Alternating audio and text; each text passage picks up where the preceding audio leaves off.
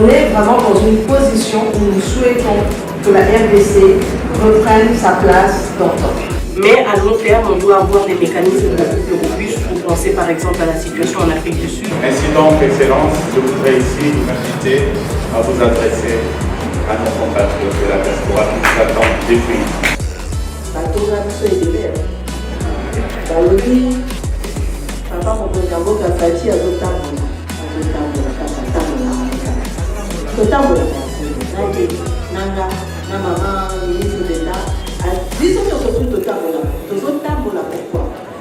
Nasuki wana, mais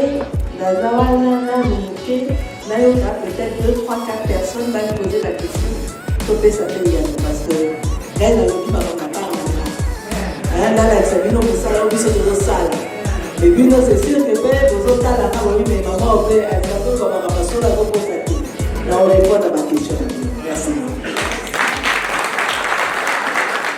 Bienvenue dans ce nouveau numéro des Classes Affaires, l'émission socio-économique de la diaspora africaine. C'est toujours un réel plaisir pour moi de partager cette émission avec vous. Et surtout, merci pour votre fidélité. Nous sommes à l'ambassade de la République démocratique du Congo en France, à l'occasion de la visite du Premier ministre, son Excellence Madame Judith Suminwa Tuluka, chef de gouvernement à l'ambassade de la République démocratique du Congo en France.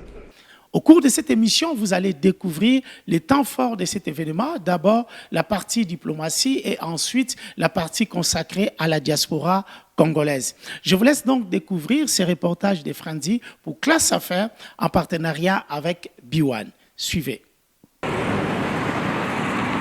L'ambassade de la République démocratique du Congo en France a servi de cadre samedi 23 mai 2026 à une rencontre entre la Première ministre et chef du gouvernement, son Excellence Judith Suminwa Tuluka, et la diaspora congolaise de France. Cette activité a été organisée en marge de sa visite à Paris dans le cadre de la Semaine africaine de l'UNESCO 2026 ainsi que du lancement de la campagne de Mme Juliana Amato Lumumba au poste du secrétaire général de l'Organisation internationale de la francophonie.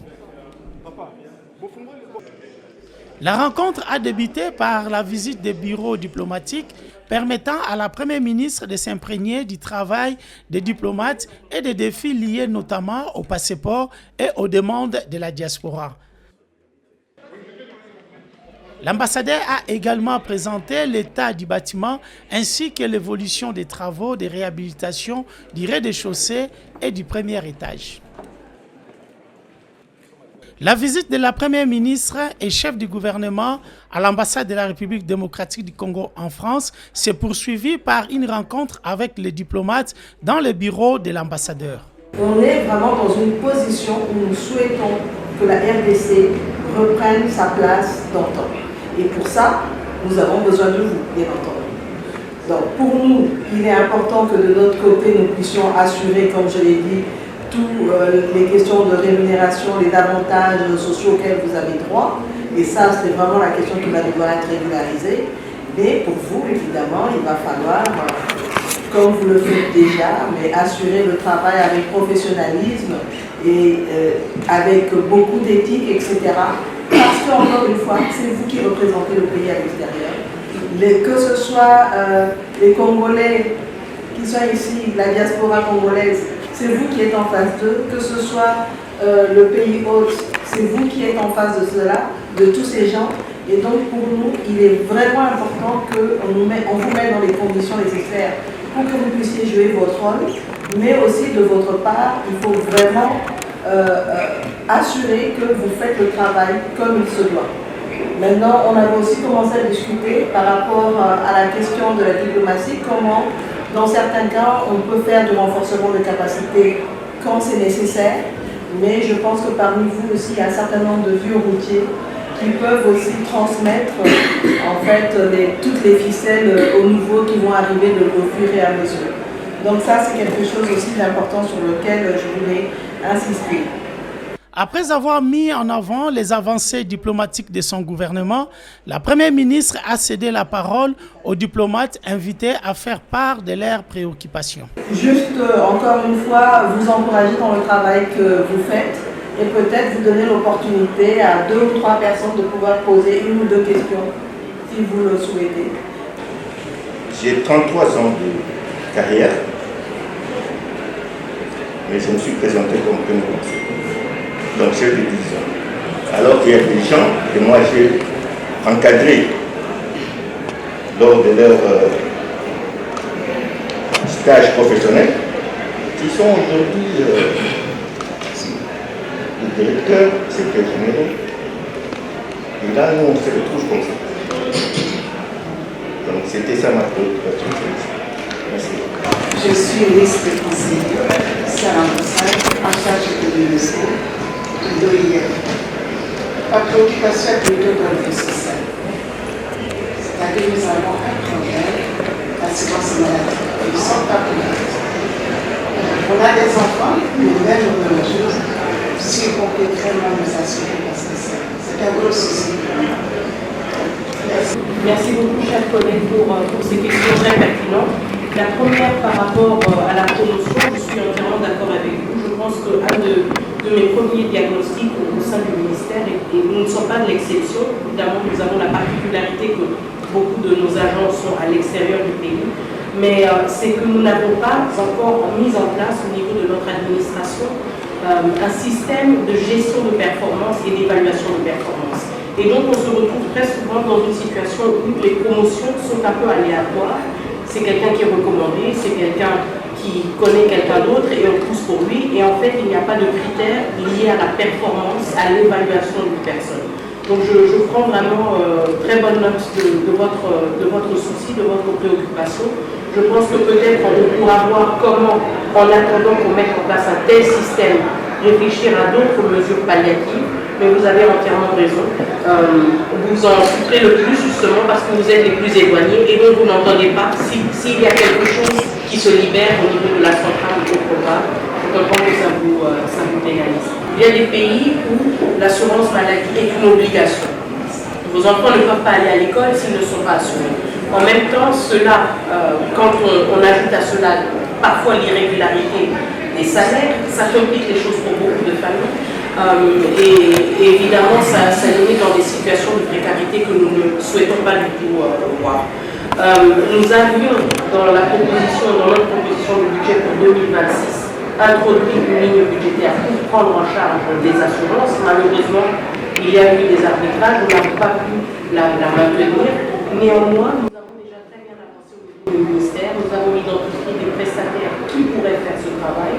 Et donc, on est en train de voir comment déjà pour le budget de 2027, inscrire sur base des chiffres et d'offres que nous avons reçus cela dans le budget pour 2027, mais aussi à travers des efforts de consultation que nous menons déjà avec le vice-premier ministre, ministre du budget et le ministre des Finances, voir comment est-ce qu'entre-temps on peut trouver aussi des solutions palliatives.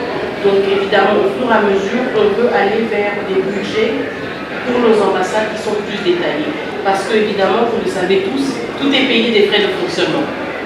Quand il y a un petit extra, ça vient des frais de fonctionnement, si les frais de fonctionnement viennent. Donc, on veut vraiment avancer vers des budgets de nos ambassades qui prennent tous ces besoins en compte de manière individuelle. Sinon, on se retrouve avec tous les besoins, mais on n'a aucune distinction des besoins respectifs. Donc on veut avoir des lignes budgétaires claires pour les employés locaux, claires pour les assurances maladie, et donc ça va nous permettre de mieux vous accompagner, qui est justement le B.A.B.A. à votre performance et votre prestation au niveau de nos ambassades.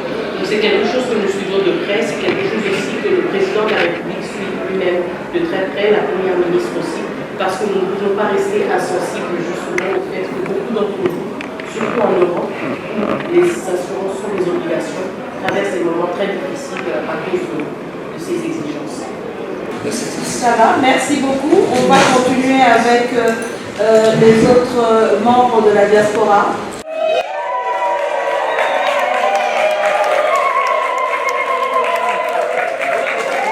Aujourd'hui, c'est un grand jour pour cette ambassade, c'est un jour pour nous d'un immense honneur de vous recevoir ici, à la Maison Congo, chez vous.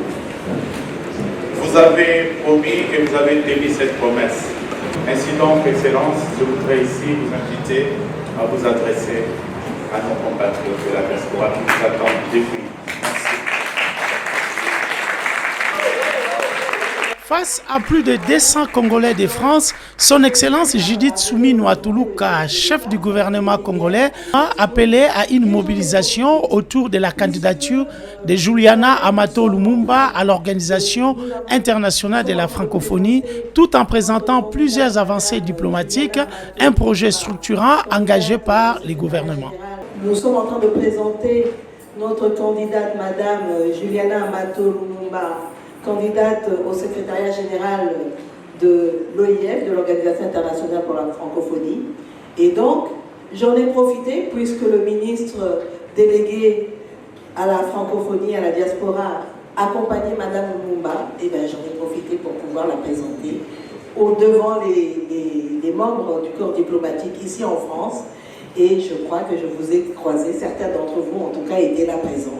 Et je pense que c'était une bonne chose. Et chacun dans vos milieux, je vais vous demander de pouvoir parler de cette candidature dans tous les milieux où vous vous trouvez, parce que c'est ça qui va faire tache d'huile et qui va pousser tous nos partenaires, et particulièrement au niveau de la France, à n'avoir qu'une seule voix, une seule, pour porter Madame Juliana Amato Lumumba. Nous en avons besoin. Et cela va représenter notre pays. Aujourd'hui, nous sommes une estimation de 120 millions d'habitants, avec pratiquement 70% qui sont des jeunes. Les plus petits jusqu'à 35 ans au moins. Et notre langue officielle est le français, n'est-ce pas? Donc nous sommes un des plus grands pays aujourd'hui où on parle français. Alors ce que les Camerounais disent, et qu'il n'est pas bateau sous. On a dit qu'il n'est pas bateau sous. Donc, il faut faire comme le moi. On les lois, ils n'ont pas la question. Parce que les lois français, ils ont vivre parce que tous ont contribué à Kolobarou. N'est-ce pas? Et donc, c'est ce que nous recherchons parce que non seulement nous allons jouer notre rôle en tant que francophone avec Madame Juliana Lumumba, mais ça va permettre aussi, encore une fois, de repositionner la République démocratique du Congo au Conseil des Nations, devant l'ensemble de nos partenaires, devant l'ensemble au niveau de la diplomatie, au niveau international. Donc, bateau la biso ebele, balobi, papa mokonzi ka fati azotambola kaka tambola on kaka. Totambola kaka na ye nanga na maman ministre d'État. Disons surtout totambola. Pourquoi? Parce que nous avons eu pendant longtemps, on ne parlait plus de la République démocratique du Congo. On ne nous connaissait plus. Car abiso na kati ya mboka mais dans les faits, on ne nous considérait plus. Aujourd'hui, ma camarade est comme changer. C'est pas ça la loi. Si c'est Balo qui neuf.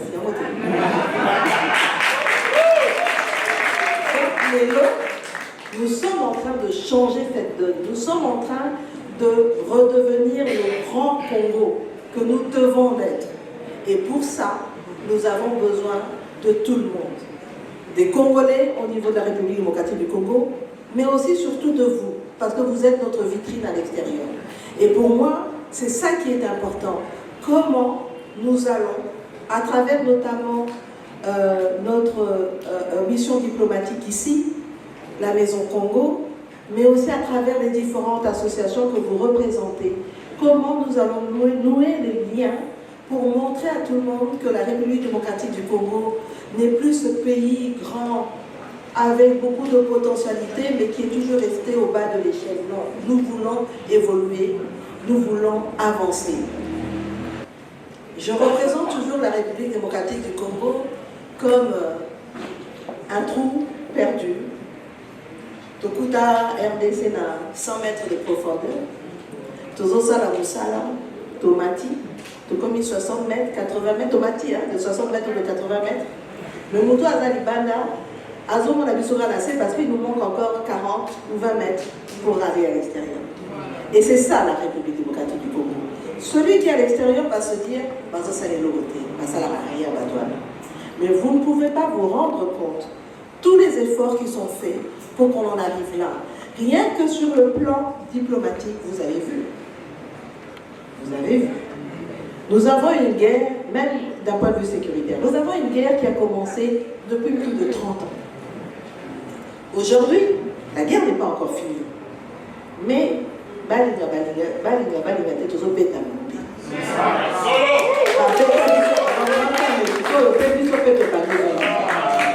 pour ça, c'est vrai, il faut savoir avoir l'intelligence qu'a eu notre chef de l'État de pouvoir s'allier avec des puissances qui vont nous permettre de changer la donne.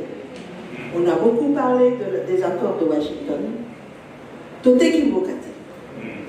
Aujourd'hui, il n'est pas question pour nous de dire Boya Labino, Botswana minerai, Bisotozota Labino, et puis Bisotozo le côté. C'est pas ça du tout. Vous avez vu, il y a quelques années, il y a eu le contrat chinois qui avait été négocié. Avec le président Tshisekedi, nous avons eu à réévaluer ce contrat-là pour augmenter les ressources qui devraient revenir de droit à la nation congolaise. Ce n'est pas un don, parce que dans cet accord, les Chinois exploitent nos minerais et ce n'est que évident que le peuple congolais devait obtenir des infrastructures. Mais pendant longtemps, on en a eu quelques-unes, mais on n'a pas eu ça au niveau où on devait l'avoir aujourd'hui. Donc là, les choses sont en train d'évoluer. On avance. De la même manière, j'ai parlé de la question sécuritaire avec les accords de Washington. Nous avons eu cet accord d'un point de vue sécuritaire. Vous avez vu les retombées qu'il y a aujourd'hui avec toutes les sanctions que subissent le Rwanda aujourd'hui. Ce n'est pas pour rien. Ce n'est pas pour rien. Malgré tous les efforts qu'on fait, il y a encore beaucoup de choses à faire, mais il ne faut pas se décourager. Nous avons fait des efforts et nous continuons encore à les faire. Par exemple, au niveau du social, nous avons commencé ce que le président avait demandé, de pouvoir travailler sur le développement à partir de la base. Parce qu'il ne faut pas que le développement soit à la Kinshasa. Bon, Kinshasa tombe à l'isolo, on peut voir la pesaka à part. Mais il ne faut pas que le développement soit à la ville. Non. Il faut qu'il y ait un territoire. Nous avons 145 territoires. Nous avons 26 provinces, mais nous avons 145 territoires dans la République démocratique du Congo. Et c'est pour ça que le programme de développement local des 145 territoires a été mis en place. Maintenant, à partir du moment où nous n'avons pas suffisamment de routes qui ont été réhabilitées depuis des années, où les cours d'eau pour certains sont complètement impraticables, construire dans l'arrière-pays devient un défi logistique dont vous n'avez pas idée. Nous sommes arrivés à avoir par exemple un sac de ciment qui coûtait peut-être l'équivalent à l'époque de... On parlait à l'époque, on a commencé de $18, mais rendu dans certaines zones, un sac de ciment pouvait arriver à $120 parce qu'il faut le transporter par petits porteurs, etc. Donc on a des défis logistiques et je pense que les gens ne réalisent pas toujours ce qui se passe dans l'arrière-pays. Mais moi j'ai été dans des zones où des gens m'ont dit mais maman Baliboso Tomoni, école et Tongami, la brique, Baliboso dans tout le monde a voté. Et j'ai vu des enfants qui étaient par terre et qui, un beau jour, se retrouvent dans une salle avec des bancs, etc. Maintenant, nous avons eu la gratuité de l'enseignement, c'est vrai, mais nous devons travailler sur la qualité et notre ministre d'État en charge de l'éducation est en train de faire ce travail-là. Mais c'est un processus. Ça ne veut pas dire qu'il n'y a plus d'écoles en torchis, non, ça existe encore, on ne va pas vous mentir. Mais il y a des efforts qui sont en train de être faits. De la même manière, aujourd'hui, au niveau du social, nous essayons. Vous vous rendez compte? La dernière fois que vous avez eu une baisse du prix du carburant ici en France, c'était quand? Dites-moi. Une baisse du prix du carburant. Nous avons fait ça. 2024, 2027, 2025, début 2026, nous avons baissé 3 fois le prix du carburant. Ça faisait des années qu'on n'avait jamais vu ça en République démocratique du Congo. On l'a fait. Et aujourd'hui, c'est vrai que c'est très difficile. Malgré la crise à l'international, nous avons pu quand même garder un prix du carburant qui est acceptable. Ce n'est pas facile. Nous n'avons pas encore eu de crise d'approvisionnement parce que nous avons anticipé sur ces problèmes-là. Donc, je ne sais pas si vous avez entendu parler du couloir vert. C'est une idée qu'a eu le chef de l'État en disant qu'il n'y a pas que les minerais dans notre pays. Notre plus grande ressource, c'est l'agriculture. Mais aujourd'hui, mais ça faisait combien d'années qu'on n'exportait plus réellement du café dans notre pays? Enfin, on va commencer à le faire. Et le café et le cacao, tout ça, parce qu'il a fallu penser à cette idée de voir tout ce couloir vert dans le nord du pays, où nous avons nos forêts, où nous pouvons planter du café, du cacao, comment on va mettre ça en exergue, comment on est en train de faire des routes, parce que c'est ça qui va permettre aux petits producteurs de café de pouvoir vendre son café et de pouvoir être rémunérés décemment. Donc c'est un processus, nous allons commencer sur ça.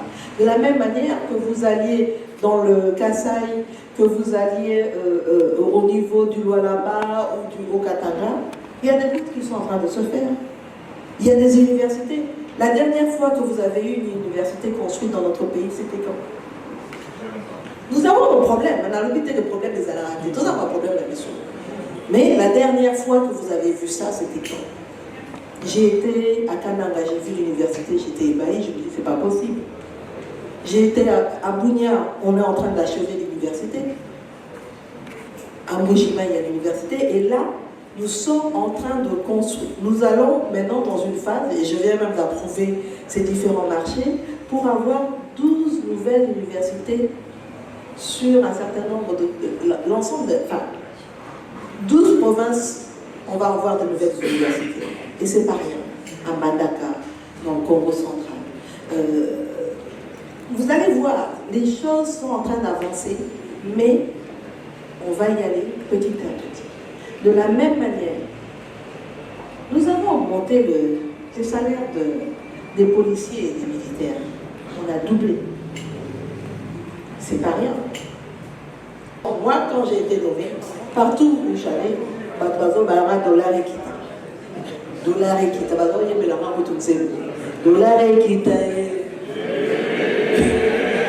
Dollar et kita. Dollar et kita. Mais dollar et kiti, donc on a travaillé, il y a eu une baisse, mais on se rend compte aussi, hein, parce que commerçant,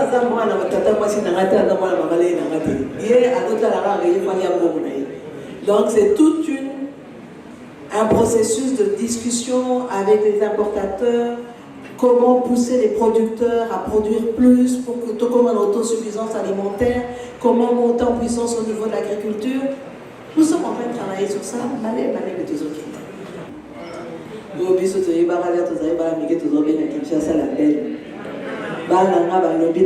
Maman, finalement, cette ville-là, c'est quoi? C'est Kinshasa, la poubelle, c'est quoi? Mais, malgré Kinshasa, c'est vrai, c'est un casse-tête qu'on sort le matin avec des embouteillages. C'est normal. Nous avons combien de véhicules en circulation dans Kinshasa? Parce que c'est ça aussi, hein. Pour vous dire, aujourd'hui, on a un phénomène où nous avons des gens qui sont dans le secteur privé qui veulent venir dans la fonction publique. Les fonctionnaires, tu peux avoir ton petit crédit à la banque puisque ton salaire est bancarisé et t'acheter une petite voiture. Ça se passe. Et donc il y a beaucoup de véhicules. Donc il faut qu'on remette de l'ordre dans le transport en commun. On doit créer de nouvelles routes. J'ai été visiter il y a 3 semaines, 2 semaines, la rocade. Vous avez peut-être ce moment Ouais. Et ça, c'est pas un rêve, hein. C'est la réalité. C'est 33 km dans la ville de Kinshasa où nous sommes en train de construire une nouvelle route. Les gens n'y croyaient pas, mais c'est ça qui arrive. Cette nouvelle route-là, elle va croiser la route nationale au niveau de Mitendi, pour ceux qui connaissent encore bien Kinshasa. Et on va avoir un périphérique là qui va permettre de partager entre ceux qui vont implanter la RN1 et la rocade. Mais après, nous allons avoir une autre voie qui va longer le fleuve pour arriver jusqu'au niveau de Sosimat. Et nous allons reprendre avec... Donc cette rocade-là, c'est 73 km, 73 km. C'est ce qu'on appelle la rocade sud. Et nous allons avoir une autre rocade qui va régler nos problèmes de circulation pour aller à l'aéroport, la rocade nord, qui va commencer à partir de la première rue Guimété, longer le fleuve et arriver jusqu'à l'aéroport. Ça, c'est déjà dans les études ont déjà été faites, le financement est là et donc on va avancer sur ça. L'autre chose, et d'ailleurs ça a été hier au Conseil des ministres approuvé, on va avoir un projet où on veut construire maintenant sur le rail, au-dessus du rail en fait, qui va de la gare centrale jusqu'à l'aéroport, on va construire un chemin pour faire un tramway. Ça va prendre du temps, mais on espère qu'on pourra le terminer d'ici 2027. Il y a voilà. Si on veut aller dans tous ces projets, on est en train d'investir aussi dans un programme avec la Banque mondiale sur l'assainissement de la ville de Kinshasa. Quand j'étais au plan, j'avais validé une étude pour examiner comment gérer les déchets dans la ville de Kinshasa. Sur base de cette étude, nous avons 12 à 15 000 tonnes de déchets par jour dans la ville de Kinshasa. Si vous avez des déchets, il y a niveau là, vous n'avez pas de moyens de transformer ces déchets. On a quelques usines qui sont encore trop petites. Et avec cette population qui est pratiquement à 30 millions d'habitants aujourd'hui, on ne peut pas continuer à enfouir les déchets dans le sol, n'est-ce pas? Il faut qu'on transforme. Et donc, il y a tout ce programme-là qui va permettre d'aller dans la transformation des déchets et pouvoir les utiliser pour autre chose. Et donc là, quand je parle de transformation, ça me rappelle que je dois revenir dans les accords de Washington avec cet accord stratégique économique. Parce que pour nous, c'est vrai, ce que nous disons aux Américains, vous pouvez venir investir dans notre pays. Nous allons, nous, de notre côté, continuer à travailler sur l'amélioration du climat des affaires pour faciliter les investissements, pas seulement étrangers, mais aussi des Congolais. Mais vous pouvez venir, mais ce n'est pas parce que vous venez que vous êtes américain qu'on vous donne carte blanche et vous faites ce que vous voulez. Vous allez venir, nous allons discuter, nous allons nous mettre d'accord. Et ce que nous voulons, même si vous travaillez sur les minerais, vous devez travailler à terme, à moyen et long terme, sur la transformation locale. Mais pour ça, ça ne va pas se faire du jour au lendemain. Vous le connaissez bien, nous avons une carence énergétique. Donc, nous devons produire de l'électricité, parce que sans ça, nous ne pouvons pas faire cette transformation au niveau local. Et pour pouvoir le faire, nous sommes, non seulement, on a eu à mettre en place ce qu'on appelle l'Agence nationale pour l'électricité au niveau rural, l'ANSER, qui a commencé déjà à travailler sur un certain nombre de projets d'électrification au niveau rural, à travers des micro-projets photovoltaïques ou bien hydroélectriques. Mais nous avons ce grand projet du Grand Inga qui est en train de revenir. Et donc, par exemple, là aussi, dans cet accord avec les Américains, j'ai reçu le sous-secrétaire d'État adjoint américain au Trésor qui est venu me dire, écoutez, madame, nous sommes intéressés à réhabiliter, c'est vrai, le rail avec une entreprise d'intérêt américaine, mais pas seulement, mais c'est parce que c'est une entreprise européenne, nous sommes en discussion, pour réhabiliter le rail qui fait Dilolo-Sakania, pour ceux qui connaissent dans le sud, vers le Lualaba. Ça va permettre, c'est vrai, d'acheminer le minerai en passant par l'Angola, mais autour de cette réhabilitation du rail, on va pousser maintenant les agriculteurs parce qu'une fois qu'on a le rail, eux aussi, s'ils exploitent l'agriculture, ils peuvent profiter de ce rail pour évacuer leur production. Donc c'est tout un programme bien planifié. Moi je vous invite à relire ce qu'il y a dans programme national de développement, le PNSD, mais aussi dans notre programme d'action du gouvernement 2024-2028, parce que vous allez voir toutes les projections que nous avons faites pour pouvoir vraiment mettre le pays sur l'orbite du développement.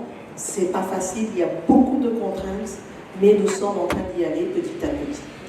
Donc je pense que dans le Bibé Miguel, mais il faut pédaler le cabino, la Sugiwana, mais la Zawana, Mumuke, Nayoka, peut-être 2, 3, 4 personnes vont me poser la question.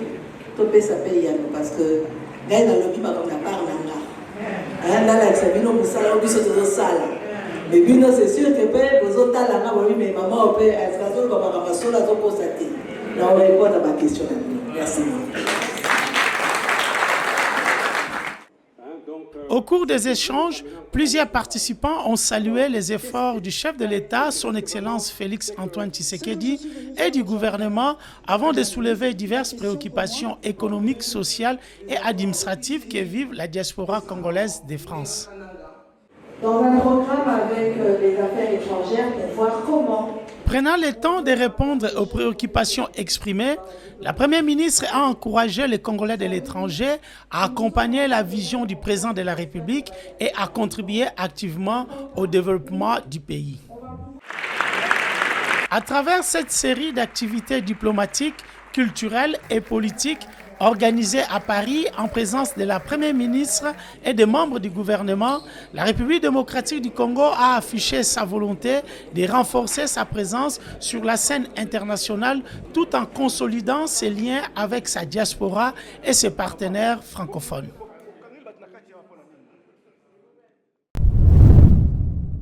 Merci beaucoup, Monsieur Frézé Zinga. Aujourd'hui, c'est l'aboutissement d'une démarche, surtout d'une demande formulée de longue date. Mais même, c'est la réponse à nos plaintes, maintes fois exprimées. Parce qu'on ne comprenait pas pourquoi, depuis des années, les autorités de notre pays, les premiers ministres, les ministres, quand ils venaient ici en France, c'est à peine qu'ils arrivaient à l'ambassade. Donc je crois qu'aujourd'hui, l'impression que j'ai, c'est de dire que la Première ministre, chef du gouvernement, Madame Judith Suminwa, vient de redresser la barre, vient d'essuyer, dégommer nos plaintes parce qu'elle a eu le temps à consacrer aux Congolais de France. Voir vraiment une après-midi comme ça passer avec la chef du gouvernement, mais qui n'était pas seule, il faut le souligner, et à ses côtés, la ministre d'État aux Affaires étrangères, le ministre de Communication et Médias, et puis le ministre délégué à la diaspora et à l'entrepreneuriat, à la francophonie. Donc je crois que nous étions très comblés, je ne peux qu'être heureux. Mes impressions sont très positives et ce n'est pas une flatterie. Je pense que vous également qui étiez dans la salle, vous l'avez constaté. Madame la Première ministre, que je félicite, a été très proche du public de la diaspora. Et elle a pris son temps, en toute patience, de répondre aux nombreuses questions qui lui ont été posées et à apporter un éclaircissement. Et c'est bien pour ça que lorsque la diaspora vient à la rencontre des autorités de notre pays, c'est bien pour ça que nous venons pour obtenir des réponses aux interrogations que nous avons. Et elle a pu y répondre et nous sommes satisfaits. Nous sommes vraiment très honorés de sa présence et aussi de la présentation qu'elle nous a faite sur les efforts et la volonté politique du président de la République et du gouvernement concernant toutes les situations et les problématiques qui concernent notre pays.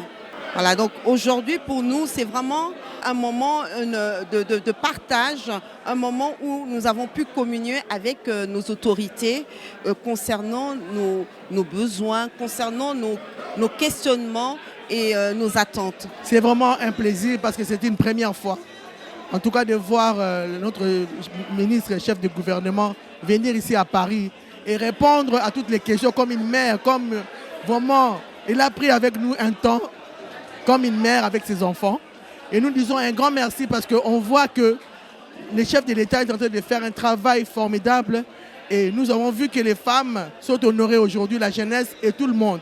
Donc on a parlé sur l'entrepreneuriat, On a parlé de comment est-ce qu'on va accompagner notre diaspora. Donc c'est vraiment quelque chose qui va se faire avec beaucoup d'empressement et nous attendons ces moments parce que nous avons vu que la Première ministre a vraiment eu à cœur de rester surtout avec nous. La communauté tout entière est dans la joie. Vraiment, c'est une joie. Et en tant que marraine, je dis vraiment merci déjà. Vraiment, je suis très content, déjà étonné de voir pour la première fois notre Premier ministre, Madame Souminois, Judith Souminois, de venir ici en France. Nous sommes très contents et de voir aussi, accompagné de pas mal de ministres, je crois il y en avait 4. Je félicite aussi notre Premier ministre de nous éclaircir sur tout ce qui concerne la politique au niveau de notre pays vis-à-vis des États-Unis. Et puis, les projets que la RDC, les projets que la RDC prépare pour le développement du pays. Évidemment, aujourd'hui, la Première ministre nous a bien expliqué, elle a dit ce qu'on savait, mais elle est allée plus loin. Elle nous a dit tout n'est pas parfait. Beaucoup de choses sont faites au niveau de la RDC. Mais nous n'y sommes pas encore, nous ne sommes pas encore sortis du trou. Nous sommes encore dans le trou. Donc, nous devons nous soutenir pour aller vers ces partenariats stratégiques. Continuer, nous la diaspora, il y a des compétences, il y a des demandes, il y a des points de demande importants. La prise en compte de la diaspora dans ses capacités par rapport au développement de notre pays. Il y a tellement de compétences qui demandent en fait d'être utilisées. Et nous voulons les utiliser pour notre pays, pour faire avancer notre pays. Donc mes impressions, nous sommes satisfaits de cet entretien qui s'est déroulé dans une ambiance respectueuse, mais dans une ambiance dans laquelle aussi les questions ont été posées dans leur profondeur. Donc je vous remercie beaucoup. Merci beaucoup pour la parole. Au fait, cette rencontre était enrichissante parce que nous avons eu l'occasion d'échanger avec la Première ministre qui quasiment nous a épatés par ses réponses parce qu'elle maîtrisait ce qu'elle nous disait. Et hormis ce fait-là, c'est l'ouverture et l'approche qu'on a eue avec la Première ministre. On a senti qu'on était en train d'échanger avec une maman attentive, une maman qui a su répondre à nos attentes aussi. Mais aujourd'hui, nous, la diaspora, si nous devons apporter un message précisément à la maman qui nous a écoutés et aux membres du gouvernement, c'est que nous avons besoin, nous, la diaspora, d'être considérés à l'échelle de notre contribution au quotidien dans la vie de nos frères et sœurs congolais. Sachant que la diaspora actuelle, ce n'est pas une diaspora inactive. C'est une diaspora qui contribue et cette contribution impacte dans le budget de l'État congolais. Si seulement l'État congolais pouvait aussi penser à nous en nous traitant comme des partenaires de l'étranger pour que nous puissions bénéficier largement, comme tout Congolais, des avantages qu'on peut réserver à un partenaire. C'est ça notre demande aujourd'hui. Je crois que ces genres de changes, nous allons l'avoir un peu plus souvent. Comme ça, la diaspora pourra s'exprimer face aux membres du gouvernement qui, eux, sont porteurs d'espoir de Congolais que nous sommes. Merci beaucoup. Merci. Le fait de recevoir l'excellence, Madame la Première ministre, au sein de la Maison Congo, c'est pour nous un privilège. Ça permet à la jeunesse de rencontrer directement les autorités du pays et surtout de partager un peu ce que nous pouvons ressentir aujourd'hui, la perception de la jeunesse auprès de la RDC et aussi partager nos projets qui sont dans l'objectif de promouvoir la diaspora ainsi que la jeunesse congolaise, mais aussi les activités que nous faisons ici et que nous pouvons apporter aussi à notre pays qui est la RDC. Voilà, cette émission est maintenant terminée. Merci pour votre fidélité. Un grand merci aux équipes de Sky Media qui ont travaillé pour la réalisation de cette émission. Merci à B1 pour la diffusion. Je vous donne rendez-vous la semaine prochaine à la même heure sur B1. Que Dieu vous bénisse et à très bientôt.